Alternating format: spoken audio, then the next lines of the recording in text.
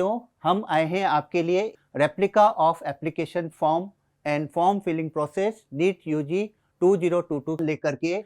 इसके लिए सबसे पहले आपको जाना होगा नीट यूजी 2022 की ऑफिशियल वेबसाइट पे, जो है www.nta.neet.nic.in।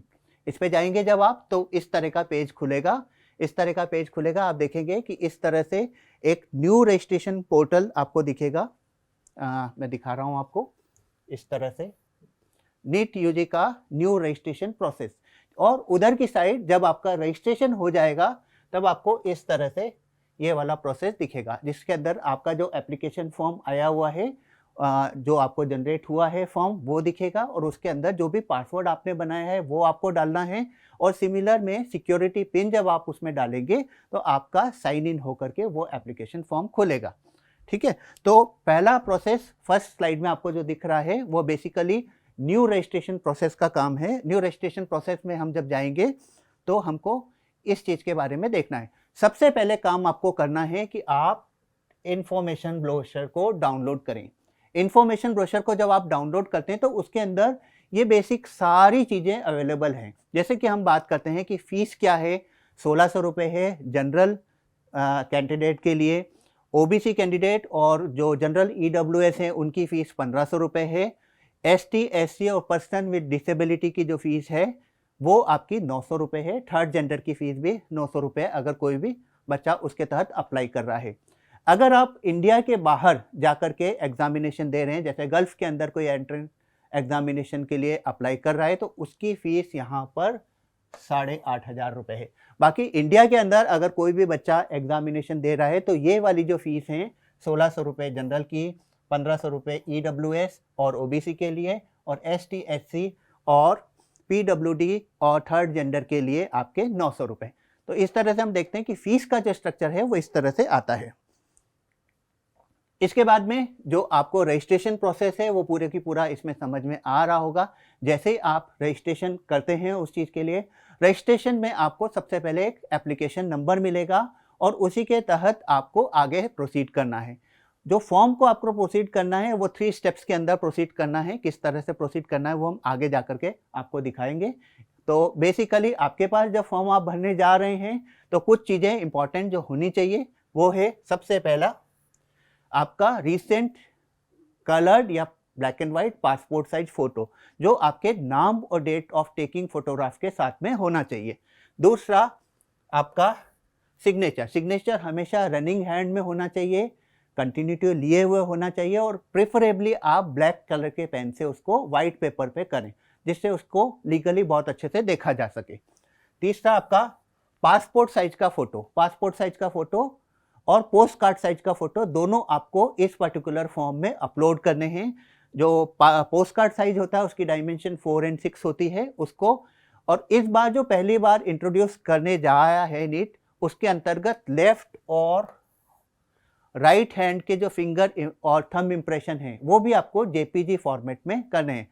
पिछले साल तक ऐसा होता था कि सिर्फ आपको लेफ्ट हैंड का थंब इम्प्रेशन ही अपलोड करना होता था, लेकिन इस साल इन्होंने राइट और लेफ्ट हैंड के फिंगर के साथ में थंब पे आपको अपलोड करके दिखाना है। इसके लिए आपको जो फिंगर के और थंब के फर्स्ट लाइन जो होती है उसके ऊपर का जो पोर्शन है, बेसिकली चारों फिंगर्स हैं और अंगूठा है, वो विजिबल होना चाहिए। और उसको आपको एक A4 साइज के पेपर पे जो आपका बेसिकली इंक पैड है उसको लगाना है आपको, और उसको इंक पैड पे लगाने के बाद में अच्छे किसी स्कैनर से स्कैन करना है। ठीक है, उसके बाद में जो पेमेंट का पोर्शन है वो आप debit card, credit card, UPI banking और उस तरह से कर सकते हैं। पासवर्ड आपको बनाना है, वो पासवर्ड अब आप अपने हिसाब से बना सकते हैं। इसमें 2 या 3 कैपिटल लेटर, 2 या 3 स्मॉल लेटर, 2 या 3 यूनिक कैरेक्टर और 2 या 3 न्यूमरिक कैरेक्टर, इससे आप अपना पासवर्ड बना सकते हैं। अगर आप पासवर्ड भूल जाते हैं कभी जो भी आपने बनाया हुआ है, तो उसमें रीसेट पासवर्ड का ऑप्शन भी आता है, जो आप सिक्योरिटी क्वेश्चन डाल करके अपना उसको रीजनरेट कर सकते हैं। ठीक है, तो उसके तहत आप इस चीज़ को करें। जैसे आप इन सबको पढ़ करके एक बार अच्छे से पढ़ लें जो भी चीज़ दी है, उसके बाद में यहाँ पर आप जब इसको क्लिक करते हैं इस जगह पे जा कर के, तो ये प्रोसीड का ऑप्शन आ जाता है। प्रोसीड का ऑप्शन जैसे ही आ जाता है, हम देखते हैं कि हमारा जो प्रीलिमिनरी या फर्स्ट स्टेज का जो फॉर्म है जिसको हम बोलते हैं पंजीकरण या रजिस्ट्रेशन। रजिस्ट्रेशन की बात अगर हम करते हैं तो इस तरह से होता है। अभ्यर्थी का नाम, जो भी बच्चे का नाम है XYZ, वो उसमें उसको भरना है। हाँ, इस चीज़ में मैं आपको फिर बता दूं कि आपको अपना नाम, पापा का नाम, मम्मी का नाम और डेट ऑफ बर्थ, चारों चीज़ें अपने 10th के पासिंग सर्टिफिकेट या 10th का जो भी आपका डॉक्यूमेंटेशन है उसके अकॉर्डिंगली ही भरना है। ये और ये चारों चीज़ें ऐसी हैं जो आपको अपने 10th के पासिंग सर्टिफिकेट या 10th की जो आपकी बोर्ड की मार्कशीट है उसके अकॉर्डिंगली भरना है। फिर उसके बाद में जेंडर जो भी है, नेशनलिटी इंडियन नेशनल है, इंडियन नेशनल, PIO है, PIO, NRI है, NRI, इस तरह से वो देखना है। उसके बाद में आता है आपका पहचान का प्रकार। पहचान के प्रकार में सबसे बड़ी बात है, सबके पास आधार कार्ड सुलभता से हासिल होता है, तो उसके अंदर एक ऑप्शन आता है any government ID with photograph. तो उसमें आप आधार कार्ड को सेलेक्ट कर सकते हैं, आप उसमें पासपोर्ट भी डाल सकते हैं, आप उसमें 12th क्लास का जो आपका एडमिट कार्ड का डिटेल है वो भी डाल सकते हैं। इस तरह से आपको सारी चीज़ें वहाँ पर देखने को मिल जाएगी। फिर आता है आपका वर्तमान पता। वर्तमान पता मतलब जहाँ पर आप अभी रह रहे हैं। यहाँ पर मैं आपको एक चीज़ और बता दूँ कि जो भी एग्जामिनेशन का सेंटर आप डिज़ायरेबल कर रहे हैं, पर्टिकुलरली जैसे कोई बच्चा है बिहार का लेकिन अभी राजस्थान में रह रहा है, या है वो बच्चा कहीं यूपी का और अभी दिल्ली में रह रहा है, तो वो कॉरस्पॉन्डेंस एड्रेस वो डाले जहाँ के उसको एग्जामिनेशन सेंटर्स लेने हैं। पर्टिकुलरली उसमें वो स्टेट अगर वो डालेगा जो उसका परमानेंट एड्रेस है और जो प्रेजेंट एड्रेस है, दोनों अगर वो सेम डालता है तो उसी की जोग्राफिकल लिमिट के अंदर वो सेंटर डिस्प्ले होंगे।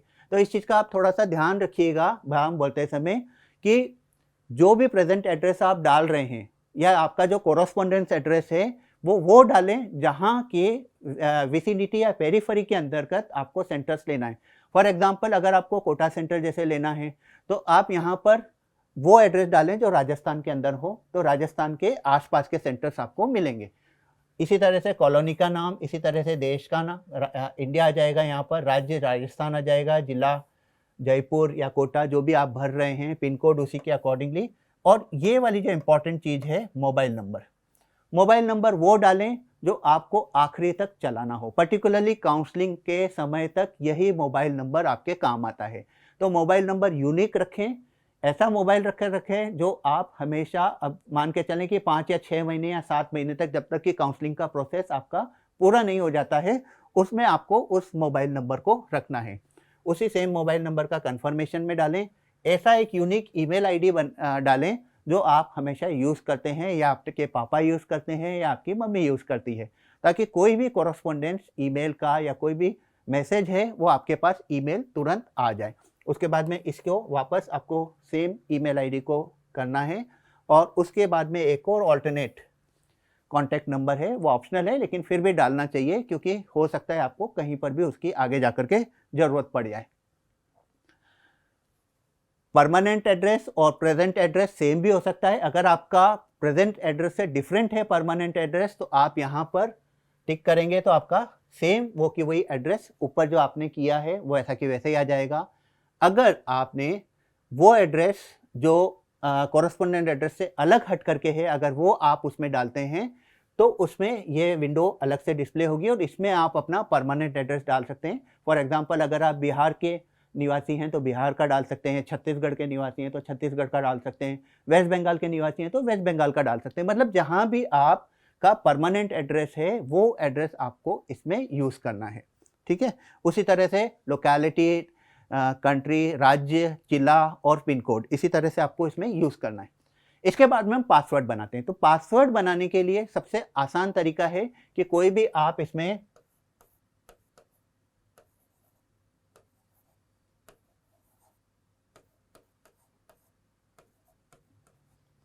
इस तरह से कोई भी आप एक कॉम्बिनेशन चूज कर सकते हैं जिसके अंदर 2 आपके कैपिटल लेटर्स होंगे, 2 या 3 आपके स्मॉल लेटर्स होंगे, 2 या 3 आपके यूनिक कैरेक्टर होंगे और 2 या 3 आपके न्यूमरिक कैरेक्टर होंगे। सेम ऐसे ही पासवर्ड आपको सेम इसी को आपको कॉपी करना है और इसी तरह से बनाना है। उसके बाद में सिक्योरिटी क्वेश्चन 4 आ रहे हैं, उसमें कोई सा भी आप सिक्योरिटी क्वेश्चन यूज़ कर सकते हैं। जैसे मैं यूज़ कर रहा हूँ इसमें फेवरेट बुक में मैंने फिजिक्स लिख दिया तो फिजिक्स।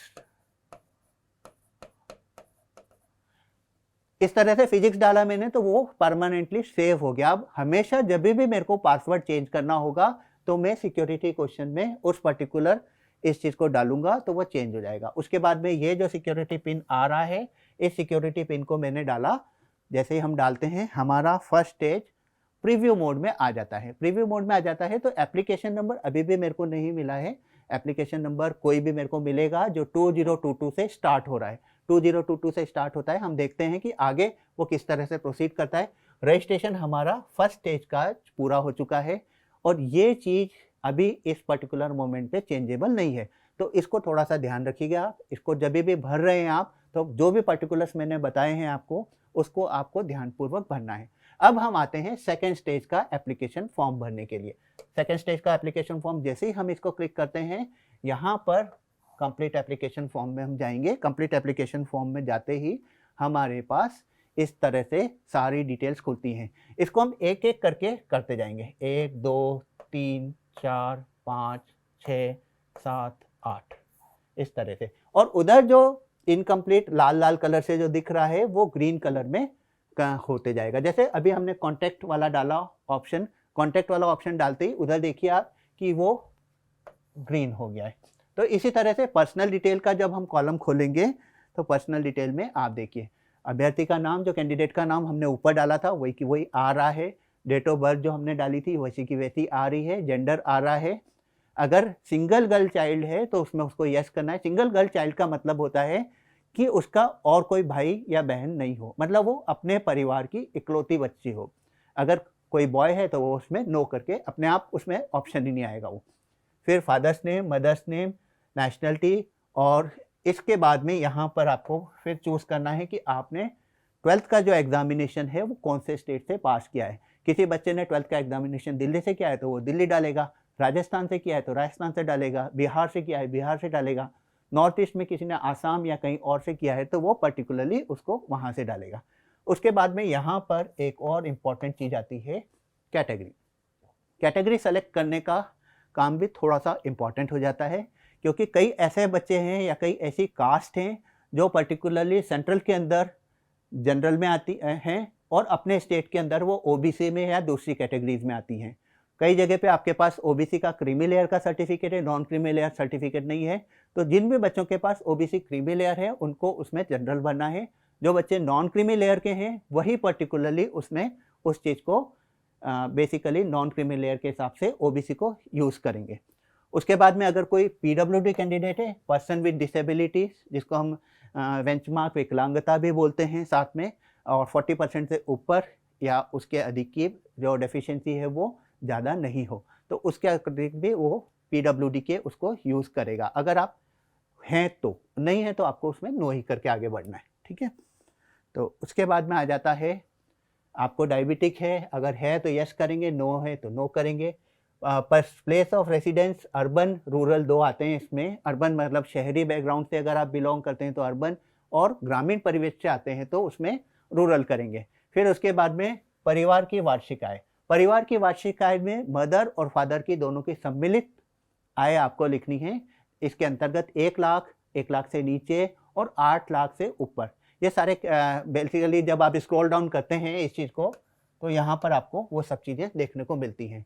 अगर आप कोई माइनॉरिटी कैटेगरी से हैं तो उसमें आपको यूज़ करना है। जैसे मुस्लिम माइनॉरिटी है तो मुस्लिम आ जाएगा उसमें, सिख माइनॉरिटी है तो सिख आ जाएगा, जैन है तो जैन में आ जाएगा, और क्रिश्चियनिटी है तो क्रिश्चियनिटी में आ जाएगा।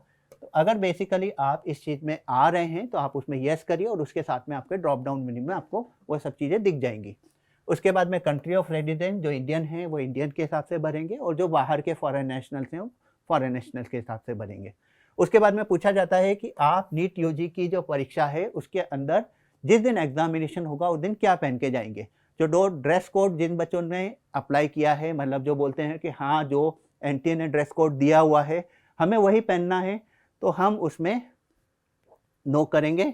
और अगर हमने ऐसा सोचा है कि नहीं हम तो हमारी जो ट्रेडिशनल वेशभूषा है या जो हमारी धार्मिक है तो उसमें उस पर नो करेंगे। ठीक है। उसके बाद में तैयारी का तरीका, जिस भी तरह से सेल्फ स्टडी की है आपने तो सेल्फ स्टडी का डाल सकते हैं उसमें, कोचिंग आप कर रहे हैं तो कोचिंग में डाल सकते हैं, मतलब जिस भी तरह से आपने मोड ऑफ प्रिपरेशन किया है, सेल्फ स्टडी भी डाल सकते हैं, कोचिंग भी डाल सकते हैं, जैसा आपको कन्वीनियंट लगता है। अगेन आपको सिक्योरिटी पिन फिर से एंटर करना है और उसको सेव एंड नेक्स्ट करके आगे बढ़ना है, ठीक है। उसके बाद में वापस पूछा जाता है कि आपके पास आधार है या नहीं है। कई सारे ऐसे बच्चे होते हैं जिनके पास आधार कार्ड नहीं होता है, तो इसमें भी आप सेलेक्ट कर सकते हैं कि मेरे पास आधार कार्ड नहीं है, तो वो ड्रॉप डाउन मेन्यू अपने आप खत्म हो जाएगा। और अगर हम आधार कार्ड में यस करते हैं तो इस तरह की आधार कार्ड की डिटेल आ जाएगी, जिसमें हम अपना एप्लीकेशन नंबर डालेंगे। उसके बाद में अपने आप ये डिस्प्ले हो जाएगा, आपका नेम जो है जेंडर यूज हो जाएगा और आपकी डेट ऑफ बर्थ आ जाएगी, ठीक है। ये आधार कार्ड का नंबर इधर से। उसके बाद में हम यहाँ पर चूज़ करेंगे ये कि जो भी आधार कार्ड के और बाकी सब चीज़ें हैं, जो भी आधार कार्ड का नंबर है उसको मेरे हिसाब से व्यक्तिगत पहचान या बाकी सब चीज़ों के द्वारा मैं उसमें सहमति देता हूँ। मतलब हम एक तरह से आधार कार्ड की बेसिस पे जो भी हमारी चीज़ें हैं उसको हम कंसेंट दे रहे हैं। दूसरा ऑप्शन होता है कि जो आधार कार्ड में डला हुआ है उसमें मेरी डेट ऑफ बर्थ हो सकता है अलग है, मेरा नाम अलग है, मेरा एड्रेस अलग है, तो वो वाला ऑप्शन भी आप यहाँ पर यूज़ कर सकते हैं। और तीसरा ये है कि मुझे तो मेरे आधार कार्ड की डिटेल एनटीए को या किसी और को शेयर ही नहीं करना है, तो आप जो भी ऑप्शन इसमें यूज़ करना चाहते हैं वो कर सकते हैं, ठीक है। उसके बाद में जो भी चीज़ें हैं उसका डिक्लेरेशन है बेसिकली, तो डिक्लेरेशन को हमको आगे वापस जा करके सबमिट करना है। सबमिट हम करना है तो फिर वापस पूछा जाता है, ये अपने आप आपके लिए आ जाएगा कि आप चूँकि नीट यूजी के फॉर्म के लिए अप्लाई कर रहे हैं तो एनईटी की जो डिटेल है वो उसमें ऑटोमेटिकली आ जाएगी। यहाँ इंपॉर्टेंट एक चीज़ और आती है, medium of question paper. Question paper का मीडियम आप क्या लेंगे? क्वेश्चन पेपर का मीडियम आप वो लेते हैं बेसिकली जिसमें आपको इस एग्जामिनेशन को देना है। फॉर एग्जाम्पल अगर आप इंग्लिश मीडियम ऑप्ट करते हैं तो पेपर सिर्फ और सिर्फ इंग्लिश में मिलेगा। अगर आप पेपर हिंदी में ऑप्ट करते हैं तो आपको हिंदी और इंग्लिश दोनों में मिलेगा। आप वर्नाकुलर लैंग्वेज या रीजनल लैंग्वेज लेते हैं, जैसे मराठी लेते हैं या तमिल लेते हैं या असमीज लेते हैं या उड़िया लेते हैं, तो उसमें उस पर्टिकुलर लैंग्वेज के साथ में आपको एक और इंग्लिश का एडिशनल ट्रांसलेशन मिलेगा। मतलब आपको बाइलिंगुअल पेपर मिलेगा, एक आपका रीजनल लैंग्वेज का और एक पर्टिकुलर आपका इंग्लिश का, ठीक है। लेकिन हिंदी में भरते हैं तो भी आपको इंग्लिश में ट्रांसलेशन मिलेगा, लेकिन पर्टिकुलरली इंग्लिश में ही अगर आपने पेपर भरा है तो वो आपको सिर्फ और सिर्फ इंग्लिश में मिलेगा। तो पर्टिकुलरली उसको भी ध्यान रख करके भरिए। फिर जैसा आपने जो कॉरेस्पॉन्डेंस एड्रेस और परमानेंट एड्रेस डाला है उसी की बेसिस पे आपके सामने स्टेट और सेंटर सेलेक्ट होते जाएंगे, ठीक है। स्टेट और सेलेक्ट जब सेंटर होते जाएंगे तो आप देखिए यहाँ पर जैसे आप राजस्थान डालते हैं या बिहार डालते हैं तो आपके सामने उस पर्टिकुलर स्टेट की सिटीज़ आती जाएंगी। जैसे आपने राजस्थान डाला तो राजस्थान के अंदर 25 चॉइसेस हैं, 25 चॉइस में फिर मैंने आप जो चाहे वो जो भी नियर बाई आपके पढ़ रही हैं उसके हिसाब से डाल सकते हैं। First step, second step, third और इस तरह से 4th नंबर तक की चॉइसेस आपको डालनी है। पहली चॉइस हमेशा वो रखें जहाँ पर आपकी 100% प्रोबेबिलिटी है एग्जामिनेशन देने जाने की, उसके हिसाब से सेकंड और उसके बाद में थर्ड और उसके बाद में फोर्थ। उसके बाद में फिर पूछा जाता है कि आपके पेरेंट्स मतलब पर्टिकुलरली फादर का क्या ऑक्यूपेशन है, उनकी क्या योग्यता है, मदर का क्या ऑक्यूपेशन है, मदर की क्या योग्यता है। ये बेसिकली डाटा कलेक्शन के लिए होता है, बहुत ज़्यादा इसका कोई फॉर्म भरने में इंपॉर्टेंस नहीं होता है। उसके बाद में हम फिर से सिक्योरिटी पिन इसमें डालेंगे, तो सिक्योरिटी पिन जैसे ही हम डालते हैं ये वाला सेव एंड नेक्स्ट करते हैं, इस तरह से आ जाता है। अब आ जाता है उसके बाद में वापस से हमारी एकेडमिक्स के ऊपर। एकेडमिक्स के ऊपर मतलब सबसे पहले 10th की डिटेल हमको इसमें भरनी है। तो 10th की डिटेल में यहाँ सेलेक्ट करते हैं तो यहाँ पर पास आ जाएगा। उत्तीर्ण सम्मिलित होने का वर्ष, जो भी साल में हम 10th बोर्ड किया है, जो इसने 2019 में किया है वो यहाँ पर 2019 का ड्रॉप डाउन मेन्यू में सेलेक्ट कर लेगा। फिर योग्यता परीक्षा इसमें अपने आप आ जाएगा वो, ठीक है। स्कूलिंग का स्थान रूरल अर्बन, ये भी दो तरह से होगा। रूरल मतलब जिसने गांव से किया है और अर्बन मतलब जिसने शहर से किया है। स्कूल का कॉलेज टाइप का, गवर्नमेंट स्कूल है तो उसमें गवर्नमेंट स्कूल का भी ऑप्शन आएगा, प्राइवेट स्कूल है तो प्राइवेट स्कूल्स का भी ऑप्शन आएगा। तो वो ड्रॉप डाउन में केवी में किया है किसी ने, केवी आ जाएगा, जेएनवी किया है जेएनवी का आ जाएगा। इसी तरह से योग्यता परीक्षा का राज्य, मतलब आपने ये पर्टिकुलर एग्जामिनेशन जो 10th का था वो कौन से स्टेट से दिया था वो उसमें आपको मेंशन करना है। फॉर एग्जांपल अगर आपने कर्नाटका से 10th किया है तो यहाँ पर आपको कर्नाटका का करना है, ठीक है। उसके बाद में आ जाता है क्वालिफाइंग एग्जामिनेशन का डिस्ट्रिक्ट। जैसे ही आप उसको सेलेक्ट करते हैं, अगर आपका कर्नाटका है तो बेंगलोर आ जाएगा, मैसूर आ जाएगा, केरल है तो त्रिवेंद्रम आ जाएगा, कोझिकोड आ जाएगा। इसी तरह से सिमिलरली स्कूल का बोर्ड का अगर स्टेट बोर्ड है तो स्टेट बोर्ड के हिसाब से जो भी आपके स्टेट बोर्ड हैं उसको भरना है, सीबीएसई है तो सीबीएसई भरना है, आईसीएसई तो आईसीएसई भरना है। परिणाम मोड, इसमें परसेंटेज और सीजीपीए दोनों का ऑप्शन दिया हुआ है। अगर आपका रिजल्ट परसेंटेज के अंतर्गत आ रहा है तो परसेंटेज आपको भरना है, अगर आपका रिजल्ट है और वो सीजीपीए में है तो आपको यहाँ पर सीजीपीए में भरना है। आपका 10th क्लास का रोल नंबर आपको यहाँ पर यूज़ करना है, जो स्कूल आप 10th में किए थे उसका नाम और एड्रेस, और उसके बाद में उस पर्टिकुलर चीज़ का पिन कोड। तो इस तरह से 10th का जो डिटेल है वो हम इस तरह से भरेंगे, इसको भी थोड़ा ध्यान से भरना है। फिर आ जाते हैं हम 11th में। 11th में यहाँ पर आपके पास ये ऑप्शन आता है पास्ट, और एक आता है नॉट एप्लीकेबल। आपको अगर इसको मेंशन नहीं करना है तो नॉट एप्लीकेबल करके भी आप आगे बढ़ सकते हैं, लेकिन बहुत ही अच्छा होगा अगर आप इसको पूरे डिटेल्स को भरें, क्योंकि अल्टीमेटली जब आप काउंसलिंग में जाते हैं तब आपसे 11th की मार्कशीट भी ली जाती है। कई सारे स्टेट ऐसे हैं जहाँ पर 10th, 11th, 12th तीनों की मार्कशीट आपसे ली जाती है। तो पर्टिकुलरली जब हम इसको सेलेक्ट करते हैं तो उसी में ही, जैसे मैंने बताया था वो बच्चा 2019 में था तो यहाँ 2020 आ जाएगा ऑटोमेटिकली।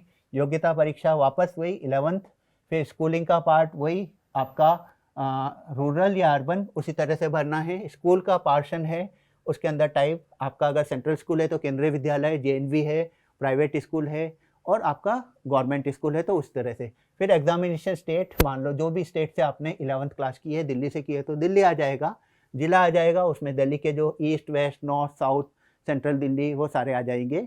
उसी तरह से सीबीएसई यहाँ पर आ जाएगा, स्टेट बोर्ड है आपका तो स्टेट बोर्ड के हिसाब से आ जाएगा। उसके बाद में आता है रिजल्ट मोड। रिजल्ट मोड आपका पास है, पास के तरह रोल नंबर डालेंगे और स्कूल और कॉलेज का नाम डालेंगे और यहाँ पर पिन कोड डालेंगे। बेसिकली आपको ये भी चीज़ आपकी कंटिन्यूटी शो करती है 10th, 11th और 12th के बीच की। फिर आता है 12th का क्वालिफाइंग डिटेल्स। क्वालिफाइंग डिटेल में पास स्टेटस, अगेन पास। अगर कोई बच्चा अपियरिंग है तो यहाँ पर वो अपियरिंग वाले सेक्शन को ऑप्ट करेगा, और कोई बच्चा 12th पास है तो वो यहाँ पर पास करेगा। तो यहाँ पर जो 12th अपियरिंग वाले बच्चे हैं उनको यहाँ पर अपियरिंग करना है, जो 2022 में अपियर हो रहे हैं, और 12th जो पास कर चुके हैं तो यहाँ पर जैसे ही आप 2022 डालते हैं, जो बच्चे अपियर कर रहे हैं, है ना, 2022 डालते हैं तो आपके सामने ये वाले पोर्शन में मैक्सिमम चीज़ें गायब हो जाएंगी, अपने आप गायब हो जाएंगी, क्योंकि वो उन्हीं बच्चों के लिए है जो 12th पास आउट हैं। तो जैसे ही हम इसको सेलेक्ट करते हैं हमारे पास क्वालिफाइंग एग्जामिनेशन वापस आ जाता है। उसी तरह से फिर आ जाता है स्कूलिंग का स्थान, अर्बन, रूरल, उसी तरह से स्कूल का college, government, private, central school, JNV, इसी तरह से योग्यता परीक्षा का राज्य जहाँ से आप 12th कर रहे हैं उसका पर्टिकुलर स्टेट, योग्यता परीक्षा का जिला, अगर कोई दिल्ली से कर रहा है तो east, west, north, south, central Delhi, इस तरह से उसके ज़िले आ जाएंगे। स्कूल बोर्ड का मतलब वापस आ जाएगा आपका, सीबीएसई है तो सीबीएसई, आईसीएसई है तो आईसीएसई, और दूसरा कोई स्टेट बोर्ड है तो वो उस तरह से। परिणाम मोड, अपेयरिंग बच्चे जो हैं उनके सामने ये चीज़ खाली आएगी, लेकिन जो बच्चे 12th पास आउट हैं उसमें आ जाएगा। अगेन यहाँ पर भी सीजीपीए सिस्टम आता है या आपका बोर्ड का परसेंटेज आता है। फिर रोल नंबर आप डालेंगे, अगर आपका रोल नंबर अलॉटेड है 2022 में, अगर आ चुका है तो आपको डालना चाहिए, नहीं तो इसको भी आप ब्लैंक छोड़ सकते हैं, जो भी बच्चे अभी 2022 में एग्जामिनेशन दे रहे हैं। स्कूल और कॉलेज का नाम, जहाँ से भी आप 12th कर रहे हैं उसका पूरा एड्रेस और उसका पर्टिकुलर पिन कोड। इसके बाद में वापस हम इसका सेलेक्ट करते हैं, सेव एंड नेक्स्ट पे आगे बढ़ते हैं। इसके बाद में वापस पूछा जा रहा है, ये एक बहुत पहली बार में ये इंपॉर्टेंट चीज़ आई है कि आप इससे पहले कभी नीट एग्जामिनेशन को दिए हैं या नहीं दिए हैं। ये बेसिकली इसीलिए पूछा जा रहा है कि कोई बच्चे ने अब तक कितनी बार एग्जामिनेशन दे चुका है। That is also a data collection purpose. इससे ये पर्पस सॉल्व नहीं हो रहा है कहीं से भी कि आप ज़्यादा बार दे चुके हैं तो आपको कोई वेटेज मिल रहा है या आपका इससे कोई हानि हो रही है। बेसिकली ये पूछा जा रहा है कि कितनी बार आप एग्जामिनेशन दिए हैं, आपको उसमें बताना है। जन्म स्थान, जहाँ पर आपका बर्थ हुआ है, किसी का हो सकता है बर्थ कहीं और पे होता है, रहा कहीं और है, और स्कूल कहीं और उसने पढ़ा है, और उसी तरह से उस पर्टिकुलर उसका जिला और राज्य, इस तरह से। तो ये चीज़ वापस जा कर के जब सिक्योरिटी पिन डालते हैं तो वो आगे बढ़ता है, और इस तरह से अब इसमें सबसे इम्पॉर्टेंट चीज़ आ गई है, जो ऑलमोस्ट फॉर्म हमारा भरने को तैयार है। हमने बेसिक रजिस्ट्रेशन कर दिया, हमने पर्सनल पर्टिकुलर्स डाल दिए, हमने हमारी एकेडमिक्स सारी डाल दी, लेकिन अब जो इम्पॉर्टेंट चीज़ आ रही है, सबसे पहला है 80% फेस के साथ में पासपोर्ट साइज का फ़ोटो, जो मैंने आपको सबसे पहले बताया था कि आपको जो भी फ़ोटो है वो कलर्ड हो चाहे ब्लैक एंड वाइट हो, नाम और डेट ऑफ टेकिंग फ़ोटोग्राफ के हिसाब से करना है। यहाँ पर जब आप उसको सेलेक्ट करते हैं, इसकी मैक्सिमम डायमेंशन ये है, 200 KB से ज़्यादा का नहीं होना चाहिए, JPG फॉर्मेट में होना चाहिए। जैसे ही हम करते हैं हमारे सामने वहाँ पर दिखता है, और जब हम इसको क्लिक करते हैं यहाँ पर, तो वो अपलोडेड जो फ़ोटो है वो भी हमको यहाँ पर दिखता है। ठीक है, उसके बाद में जो मैंने बताया था लेफ़्ट एंड राइट हैंड की फिंगर एंड थंब इम्प्रेशन, एक A4 साइज के पेज पे आपको उसको स्कैन करना है। बेसिकली हमेशा आप इंक पैड का यूज़ करें। बहुत सारे बच्चे क्या करते हैं कि बॉल पॉइंट पेन होती है उसकी इंक निकाल करके और अपने उंगलियों पे और अंगूठे पे लगाते हैं, तो उससे इंप्रेशंस आपके बहुत ज़्यादा क्लियर नहीं आते हैं। तो इसकी भी जो मैक्सिमम डायमेंशन है वो आपकी 200 है। इसको भी आपको यहाँ पर जा करके जब आप अपलोड करते हैं और यहाँ पर आपको उसको व्यू करके देख सकते हैं कि वो ठीक तरह से अपलोड हुआ है नहीं हुआ है। सिग्नेचर मैक्सिमम आपको करने चाहिए, वो कोशिश करें कि काले पेन से करें, बाकी नीले पेन से भी अगर आप करते हैं तो कोई ऐसा दिक्कत नहीं है, लेकिन वो कंटिन्यूटी लिए होने चाहिए। अगर आप हिंदी में साइन करते हैं तो आप हिंदी में करिए, ठीक है। तो सिग्नेचर भी हमेशा उस तरह से करें, यहाँ पर करें और उसके बाद में देखें कि अपलोडेड वो ठीक तरह से हुआ है या नहीं हुआ है।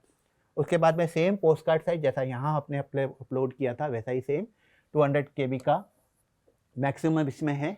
इसी के बाद में आप चूज फाइल करेंगे और यहाँ पर आप ऐसे देखेंगे इस तरह से आ जाएगा। अगर कोई बच्चा PWD कैंडिडेट है तो उसको अपना PWD कैंडिडेट भी बेसिकली PWD का जो सर्टिफिकेट है वो लगाना पड़ेगा और उसी की बेसिस पे यहाँ पर आपको अपलोड करेगा। अगर PWD आप नहीं है तो ये कॉलम आपके अंदर आएगा ही नहीं, ठीक है। और लास्ट आ रहा है आपका 10th का पासिंग सर्टिफिकेट। 10th का पासिंग सर्टिफिकेट बेसिकली यूज़ किया जाता है आपकी डेट ऑफ बर्थ जो है उसको पता करने के लिए कि आपने जो भरा है, और दूसरा आप एग्जामिनेशन किस मोड में दे रहे हैं, ठीक है। तो 10th का जो पासिंग सर्टिफिकेट वो आपने इस तरह से यूज़ किया और उसी को अपलोड करके आप यहाँ पर देख सकते हैं। अब जितनी भी चीज़ें हमने भरी हैं हमारे सामने वो एक रिव्यू पेज के रूप में दिखती है। रिव्यू पेज का मतलब अभी भी अगर मैं इसमें कोई करेक्शन करना चाहता हूँ तो मैं इसमें करेक्शन कर सकता हूँ। जैसे जो मैंने भरा था candidate name, date of birth, gender, father's name, mother's name, single girl child वाला ऑप्शन, इसमें अगर किसी बच्चे ने जम्मू कश्मीर से किया है तो वो किया है, और सेल्फ डिक्लेरेशन यूज़ किया है तो वो किया है, कैटेगरी क्या यूज़ की है, PWD है तो वो, उसके अंदर अगर उसने डिसेबिलिटी का कॉलम यूज़ किया है तो इसमें विजुअल इम्पायरमेंट का दिया हुआ है, और स्क्राइब अगर उसको चाहिए मतलब कोई दूसरा बच्चा उसके साथ में जाकर के एग्जामिनेशन और बाकी चीज़ों को लिखेगा। विकलांगता का परसेंटेज वो बेसिकली आपके जो भी PWD कैंडिडेट है उनके लिए है, ठीक है। तो ये ऐसा दिखता जाएगा आपको। उसके बाद में annual income of the parents, अल्पसंख्यक हैं क्या हैं वो लिखना है, नेशनलिटी इंडियन है, निवास का देश ये है, आप इसमें जो intent to wear customary dress to the, इसमें नो करा है, तैयारी का स्टडी, सेल्फ स्टडी किया है। किस तरह से अप्लाई करना है सेंटर्स का, चूँकि वो देखा था हमने कि दिल्ली के पास का बच्चा था तो उसके सामने दिल्ली का सेंटर ऑप्ट हो रहा है, फरीदाबाद ऑप्ट हो रहा है, गाजियाबाद ऑप्ट हो रहा है, गुरुग्राम ऑप्ट हो रहा है। तो यहाँ पर भी आपने जो भी सेंटर्स भरे थे वो वैसे की वैसे ही दिखेंगे। फिर फादर्स मदर की एजुकेशनल क्वालिफिकेशन और उनके जो ऑक्यूपेशन है वो आपको इसमें दिखेंगे, ठीक है। उसके बाद में जो आपने 10th में डिटेल भरी थी वैसी की वैसी वहाँ पर दिखेगी, 11th में डिटेल भरी थी वैसी की वैसी दिखेगी। लेकिन अगर आपने यहाँ पर नॉट एप्लीकेबल किया है, जो मैंने बताया आपको कि 11th का आपके पास डाटा मान लीजिए नहीं है, तो आप यहाँ पर नॉट एप्लीकेबल करके भी इसको आगे बढ़ सकते हैं। और इसी तरह से 12th की डिटेल जब आप भरते हैं, 12th की डिटेल इंपॉर्टेंट होती है, इसको बहुत ध्यानपूर्वक भरिएगा।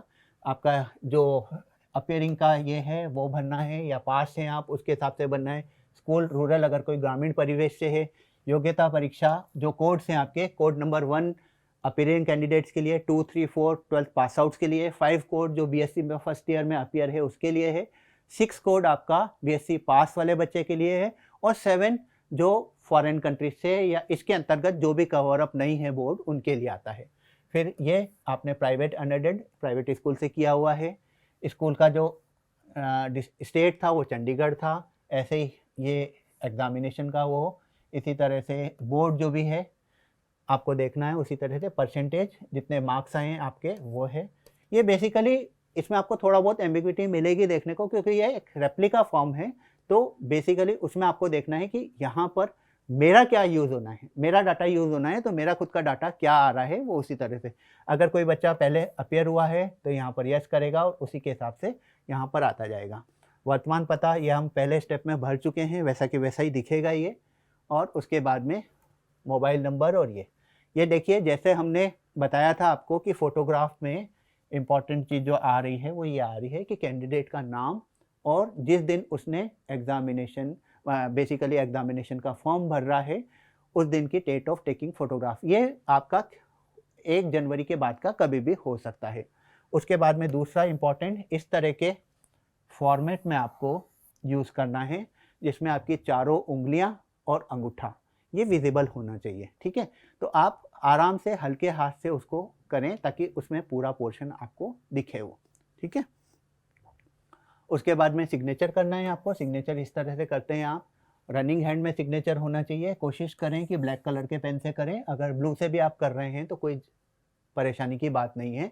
सिग्नेचर हिंदी में भी अगर आप करते हैं तो भी कोई आवश्यकता उस चीज़ की नहीं है, ठीक है।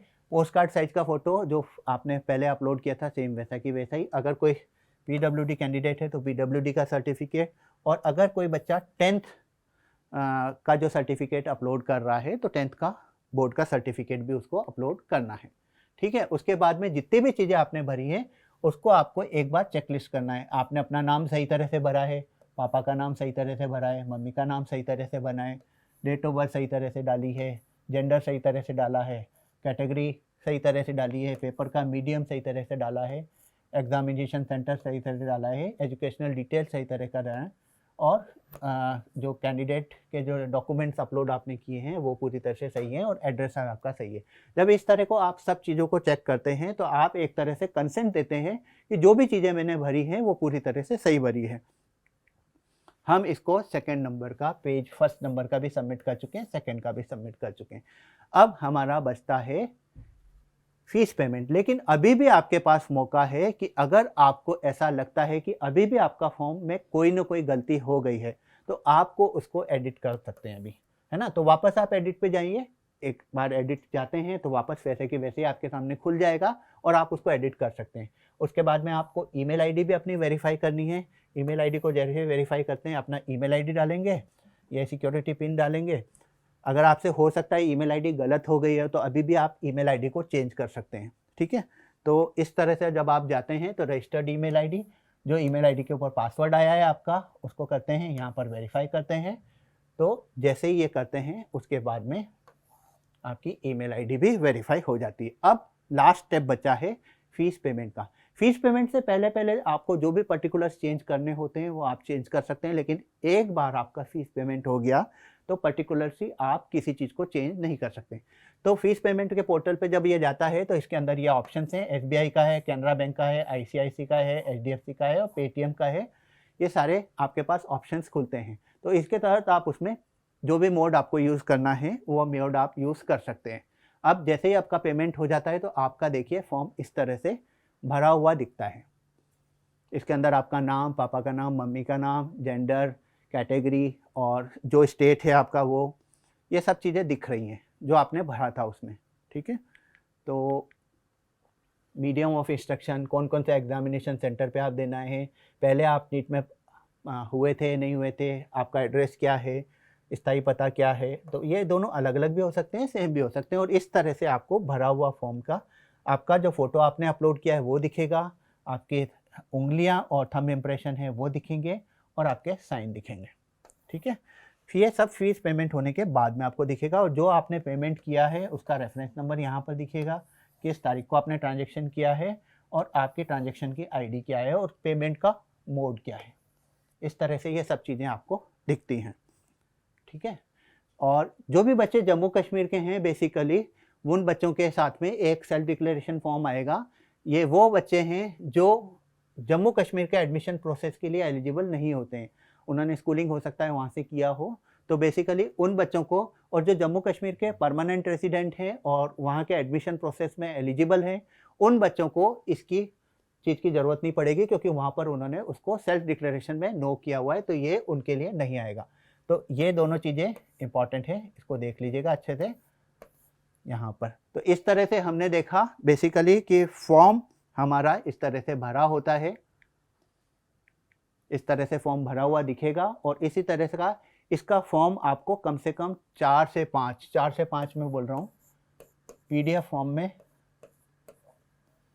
आपको सुरक्षित रखना है। आप अपने ईमेल आईडी के ऊपर उसको सुरक्षित रखिए, मोबाइल के अंदर जो मेमोरी कार्ड है आपका उसमें आप सुरक्षित रख सकते हैं, ड्राइव पे रख सकते हैं, और अब तो डिजी लॉकर पे भी ये चीज़ आएगी, तो इस तरह से आप उसको सुरक्षित रख सकते हैं।